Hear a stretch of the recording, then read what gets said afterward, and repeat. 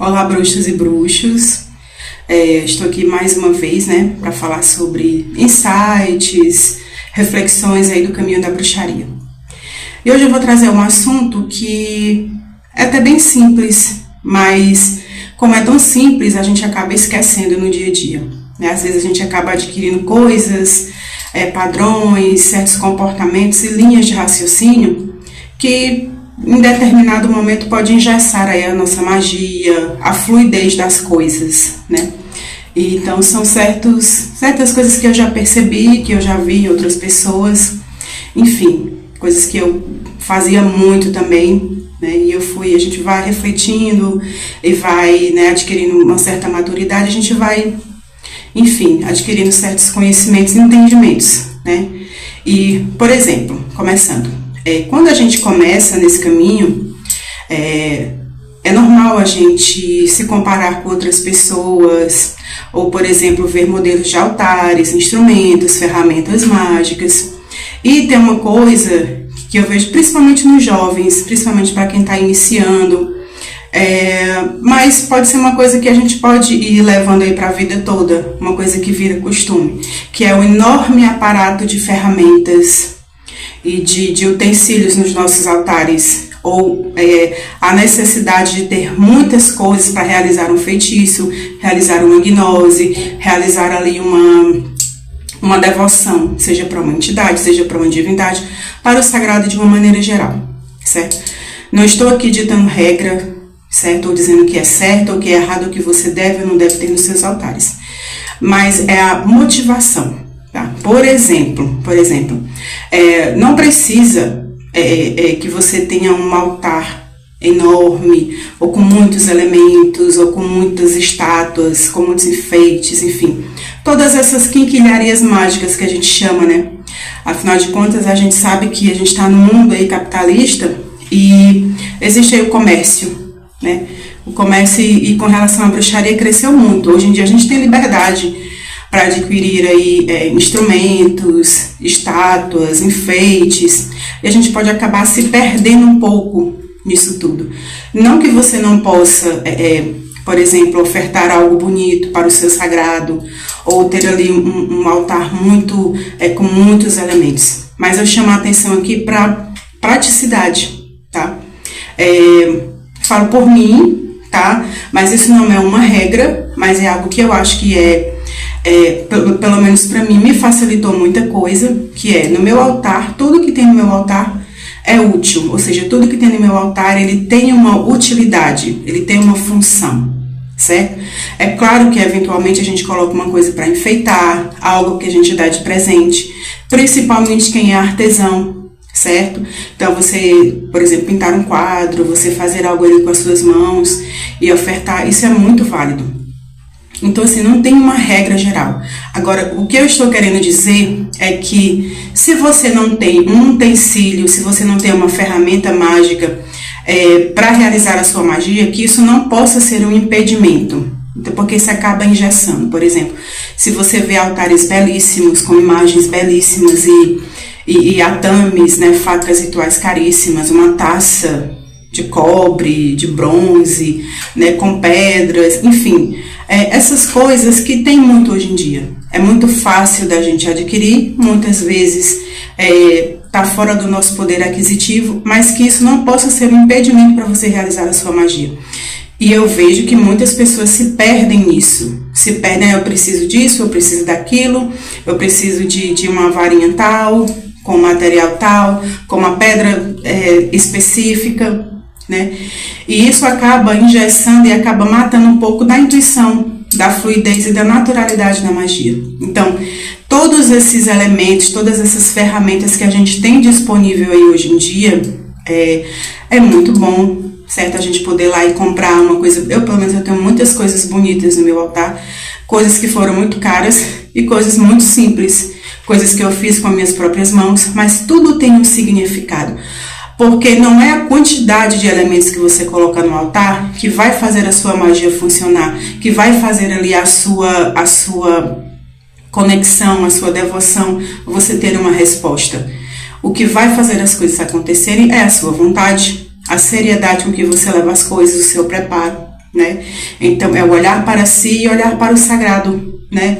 De maneira simples e de maneira que você confie neles, que você confie em você.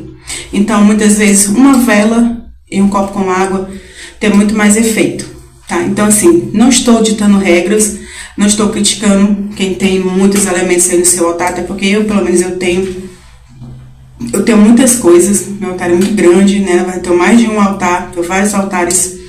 E só que eu procuro sempre colocar ali uma utilidade para tudo, para não ficar, por exemplo, fica ruim de limpar, pode ficar meio confuso, e colocar coisas que são desnecessárias, entendeu? Não é porque eu achei algo que é bonito que eu necessariamente tenho que colocar no meu altar, ou que aquilo vai ter uma utilidade mágica de fato. Óbvio que eu posso presentear, eu posso fazer uma coisa com as minhas próprias mãos, certo? Mas eu estou falando de magia na prática. Na prática, entendeu? A gente não precisa de muitos aparatos para fazer a nossa magia. Aliás, quanto mais simples, melhor. Porque quanto mais simples, mais fácil de entender, mais fácil de você conseguir ali manusear, de você conseguir fazer a magia de maneira fluida e que faça sentido. Então, independente do tamanho do seu altar ou dos elementos que tem no seu altar, o que vai importar no final das contas é a sua vontade, é a sua confiança, né? Então, ter ou não ter determinado elemento, ter ou não ter uma imagem, uma estátua ali da sua entidade ou da sua divindade, isso não pode ser impedimento para que você realize as suas magias. No geral, de uma forma simplificada, é isso que eu estou querendo dizer. Até porque tem pessoas que nem podem, né? Tem pessoas que não podem ter ali um altar em casa, pessoas que... Mas os jovens, né, adolescentes, assim, que não têm uma liberdade, uma autonomia financeira ainda, muitas vezes precisam fazer as coisas escondidos, então não tem a possibilidade de ter um altar. Mas que isso não impeça de começar na magia, de começar ali a fazer as conexões, né, de começar a buscar aí esse caminho. Então, então o altar não é importante? Não, não é isso. O altar é extremamente importante. O altar ele é uma extensão da nossa magia, uma extensão do nosso corpo também, né? Cada um vai ter o seu altar ali, como você vai vivenciar ali a sua experiência com o altar de uma maneira muito individual. Para mim é um termômetro, é uma extensão de mim mesma, do meu corpo, de como eu estou. Então eu faço esse termômetro através do meu altar. Então por isso que ele tem que ser muito bem organizado, não pode ser confuso, é a minha concepção. Mas se você coloca muitos e muitos elementos no seu altar, muitos enfeites, e para você faz sentido, e para você, ok, a sua magia flui de maneira que você entenda, que você tenha resultados, ok, não estou aqui ditando regras, não sou dona da verdade, mas ter ou não ter determinada ferramenta mágica não pode ser um impedimento para você fazer as suas magias, tá? A gente começa aos poucos, a gente começa de maneira simples e de acordo com a nossa intuição a gente vai incrementando ou não. O importante é fazer a magia, né? O importante é começar com o que tem, desde que seja de maneira honesta e sincera. E também chama atenção para uma outra coisa, né? A magia, a base dela é a natureza. Então, ao invés, é só uma sugestão, e é uma coisa que eu particularmente faço.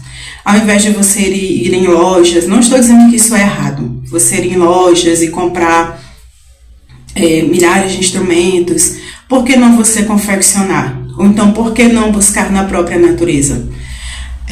As bruxas antigas, né, aquelas que vieram antes de nós, elas não tinham essa facilidade que a gente tem hoje, e isso é muito bom.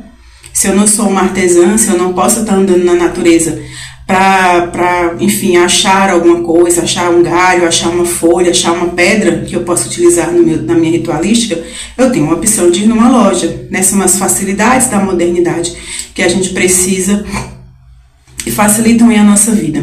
Mas o exercício, por exemplo, de você querer alguma coisa, por exemplo, um galho para você fazer uma ritualística, ou uma folha, ou uma pedra, enfim, e você sair na natureza, né, com esse propósito, e você ter essa conexão com a natureza, de repente você acha galhos e você ali faz um símbolo para colocar no seu altar, para dar de presente para uma divindade, ou você achar uma pedra que te conecta ali com uma divindade, você trazer para o seu altar como símbolo daquela divindade, também é interessante, porque a nossa base é a natureza, né? Ou então você, quem gosta de varinha, né? Você confeccionar a sua própria varinha, você buscar ali na natureza o galho, né? Que seja ideal, que você se conecte. Então, essas são maneiras de você se dedicar mais ainda para o seu sagrado, né? É uma maneira. E de você colocar as mãos aí na massa e tudo, e confeccionar, se você tem essa prática, nessa facilidade. Não é todo mundo que tem esses dons. Mas se você tem, é muito interessante, porque você já coloca a sua energia, você está ali em contato com a natureza, então você já é um exercício para você se familiarizar, se harmonizar mais ainda, se reconectar mais ainda com a natureza, né? E não necessariamente você precisa de uma imagem, de uma estátua para se conectar com a divindade. Às vezes uma pedra vai representar uma divindade, às vezes um galho com uma forma diferente vai te conectar com uma divindade, você vai presentear aquela divindade. Às vezes uma folha, né, ou várias folhas, ou várias flores, para você, enfim. As opções são muitas, vai de acordo com a sua intuição, de acordo com a sua vivência, né, de acordo aí com o que o sagrado te orienta, né? Então, ter essa opção também. Não é demonizando quem compra as coisas em lojas, porque é uma facilidade muito boa da modernidade, mas não perder essa essência com a natureza. Às vezes a natureza nos dá presentes, né? E a gente muitas vezes ignora, muitas vezes a gente acha que é bobagem. Então, a estar atento aos sinais também. Bichos mortos que a gente encontra por aí também, né? Às vezes você se depara com um bicho ali, então você pode aproveitar ali as penas, aproveitar várias partes para fazer sentido ali na sua ritualística, né? Também tem essa questão, né? A magia não é só bonitinha, né? Não é só florzinha, também tem essa questão. Então, estar atento, né, a essas conexões, a esses sinais. Então, é um galho que você encontra, às vezes é um bicho ali que você encontra na natureza, né, um bicho morto, que você pode aproveitar ali algumas partes para você fazer suas ritualísticas, para você ofertar, enfim, as possibilidades são muitas. Então, é fazer esse balanço, essa harmonia, não se engessar, certo? Com os materiais, com as ferramentas que a gente tem hoje em dia. Agora tem um ponto, a magia ritualística, né? Por exemplo, a magia ritual, né, a coisa mais ritualística, ela exige realmente que a gente tenha certos objetos, de certos materiais específicos. Aí já é uma outra questão, estou falando de uma magia mais natural, mais intuitiva. Mas, por exemplo, quem está na magia ritual, que tem ali rituais específicos, é como se fosse uma receita de bolo, né? Precisa de coisas específicas e tudo bem. Aí sim faz sentido. Mas mesmo assim, tudo que é usado na magia ritual não é usado à toa. Por exemplo, se eu preciso de uma taça de cobre, aquela taça vai ter uma simbologia, um significado e uma função. Se eu preciso de determinado cristal, que é um pouco mais caro, se é uma pedra preciosa, ela vai ter uma função, ela não vai ser colocada ali à toa, só porque eu achei bonito, só porque eu achei legal, não. São determinadas coisas específicas, é um papel especial, é um metal específico, é um líquido, uma bebida específica, né? Mas tudo ali tem a sua função, ou seja, tudo ali tem a sua utilidade. Nada é colocado de maneira à toa, sem função, sem utilidade, né? Tem essa questão da magia ritual, que aí sim a gente precisa de coisas específicas. Mas de uma maneira geral, na bruxaria, a gente vai fazendo magia com o que a gente tem. É importante que faça e não, que isso não seja um impedimento, que não pare a sua magia, né? Porque você não tem instrumento tal, porque você não tem a taça, a faca, a imagem da sua entidade, a imagem da sua divindade, enfim, um copo tal, o caldeirão de certa maneira. A gente vai fazendo adaptações, até porque as que vieram antes de nós faziam muitas adaptações, porque não tinham a liberdade que a gente tem hoje, e funcionava do mesmo jeito. É claro que elas precisavam se esconder e camuflar ali os seus instrumentos mágicos, coisas que a gente não precisa fazer hoje. Mas essa adaptação né, essa maneira ali de sobreviver e de não fazer morrer a sua magia, a gente pode adaptar para os dias de hoje, quando a gente, por exemplo, não tem uma condição financeira de ter um instrumento um pouco mais caro, um pouco mais trabalhado, ou quando você realmente não vê a necessidade de comprar, você quer fazer com suas próprias mãos, ou você tem uma urgência ou uma emergência para fazer alguma coisa e você não tem aquele instrumento naquele momento, você faz uma adaptação, você consagra, por exemplo, no caso de uma faca. Se você precisa de uma faca ritual para direcionar uma energia e você não tem naquele momento, você consagra uma faca comum e utiliza, faz o mesmo efeito. É por isso que a gente consagra as coisas. Consagrar, já está dizendo, é tornar um objeto comum em algo sagrado. Então, um objeto comum na mão de uma bruxa, ele se torna sagrado. Seja uma faca, seja uma taça, seja um copo, um cristal, enfim, né? Por isso que a gente consagra as coisas. Um outro assunto é a questão da solidão, da bruxaria solitária.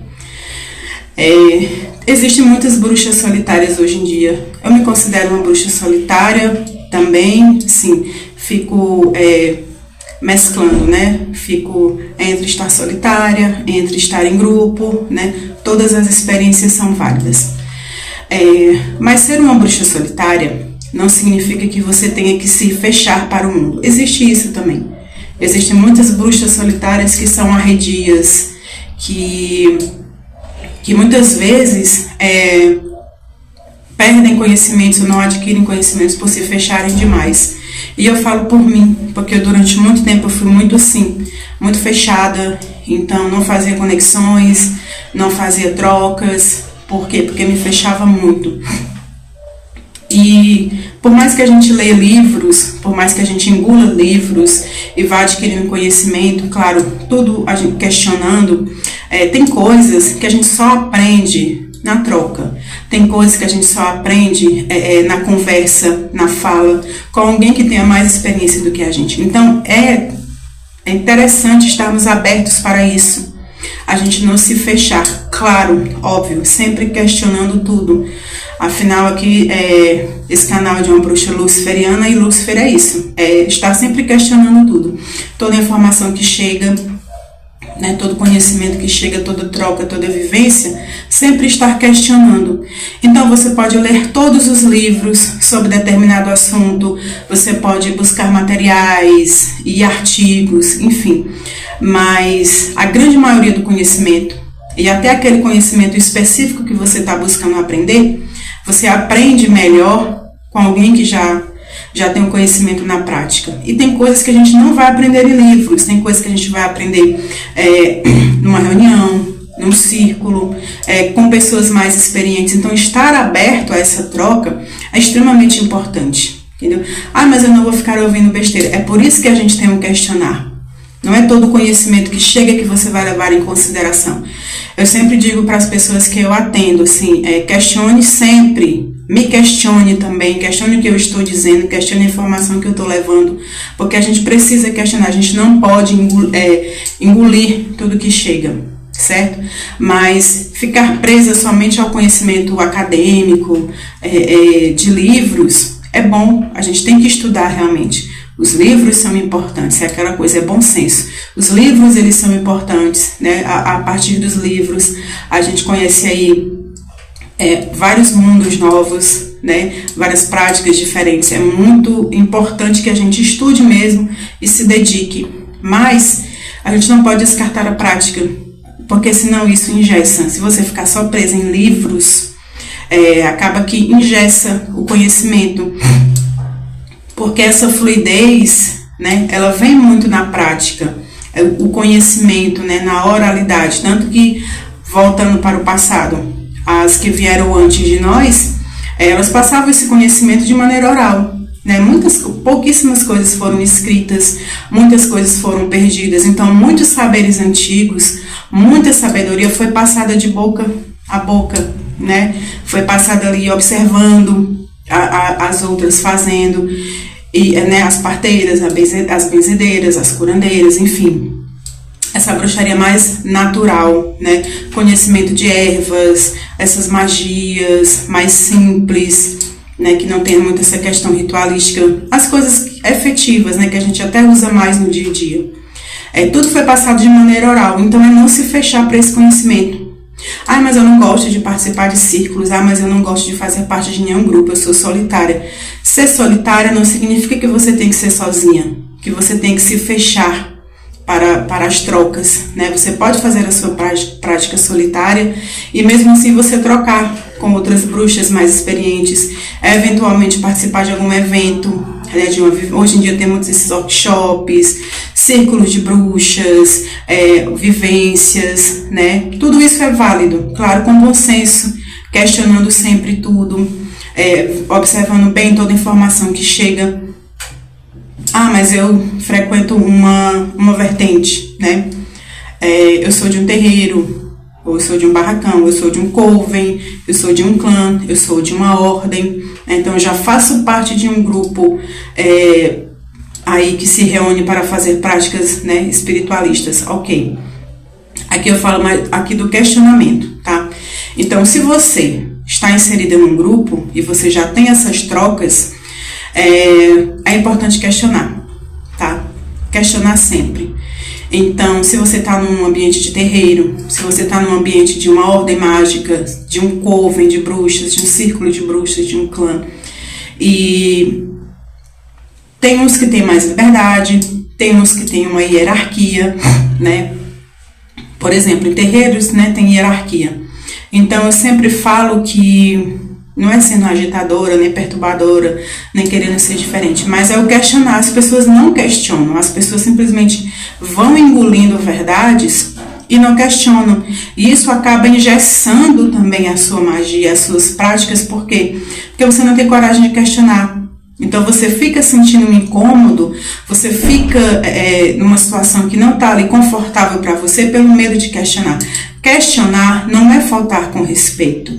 Questionar não é você querer ser mais do que ali um sacerdote, você querer ultrapassar uma hierarquia.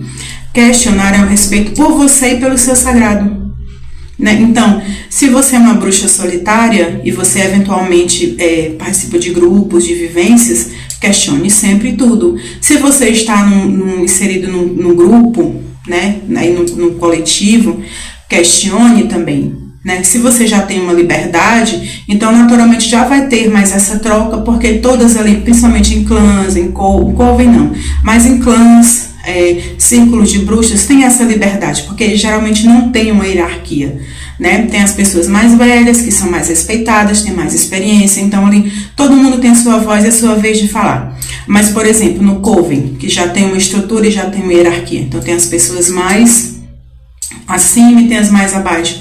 É ambiente de terreiro, ambiente de candomblé, enfim.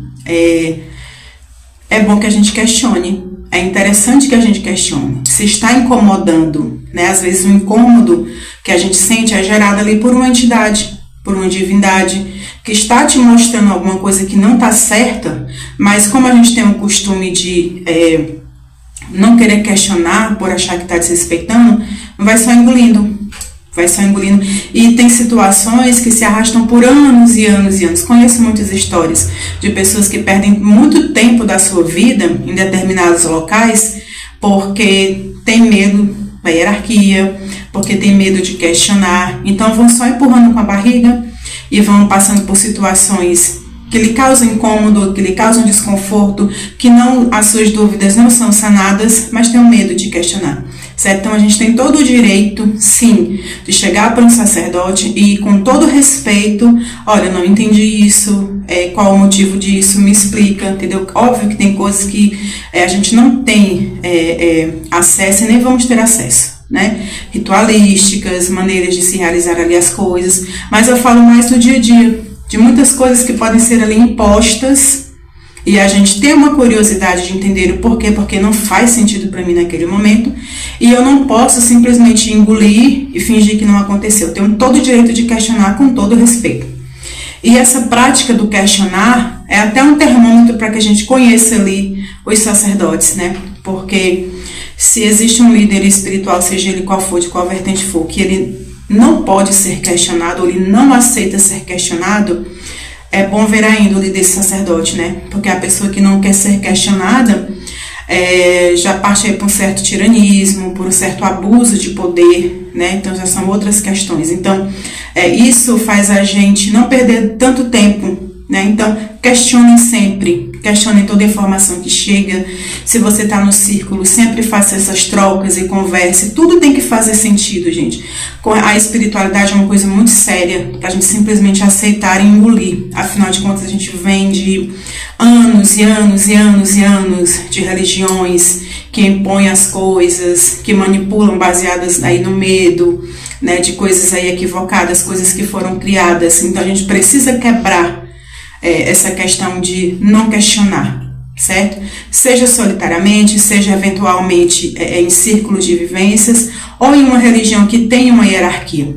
Hierarquia significa que alguém tem mais experiência do que eu, né? Essa hierarquia que alguém domina mais os assuntos, já passou por certos ritos que eu não passei ainda, mas não significa que aquela pessoa tenha a verdade absoluta e que ela não possa me esclarecer. Se eu tenho uma dúvida genuína e que ali está me incomodando e eu preciso sanar essa dúvida, eu tenho todo o direito de questionar, certo? E se não está legal, se a conduta daquele sacerdote não está bacana, se ele não aceita ser questionado, ou se ele só impõe as coisas sem explicação, é bom rever se esse é um local bacana para se permanecer, tá? Então é não perder tempo. Não perder tempo com relação à espiritualidade. Espiritualidade é coisa séria. Eu vejo muitas pessoas que perdem tempo, que têm as suas vidas muito prejudicadas por conta de sacerdotes aí muito tiranos, muito mandões, e que você não pode questionar, então você fica com medo. Então, o termômetro é o medo também. Se você tem medo, se você está numa vertente religiosa, se você está no círculo, se você está passando por uma experiência espiritual com mais pessoas e tem medo no meio, não é bacana, né? O medo atrapalha a vida mágica da gente, o medo atrapalha o andamento da nossa magia, a fluidez, o medo traz travas, traz bloqueios, o medo atrapalha aí a nossa evolução no sentido de expansão de consciência. Então o medo nunca é legal, nunca é bacana. Então questionem sempre, tá? Bom, espero que vocês tenham gostado. Foram pequenas dicas, né, que a gente às vezes esquece, a gente precisa relembrar, né, pequenos pontos de vistas. Lembrando, eu não sou dona da verdade também, tudo que eu falei deve ser questionado, mas foram apenas alguns pontos que eu achei interessante compartilhar com vocês.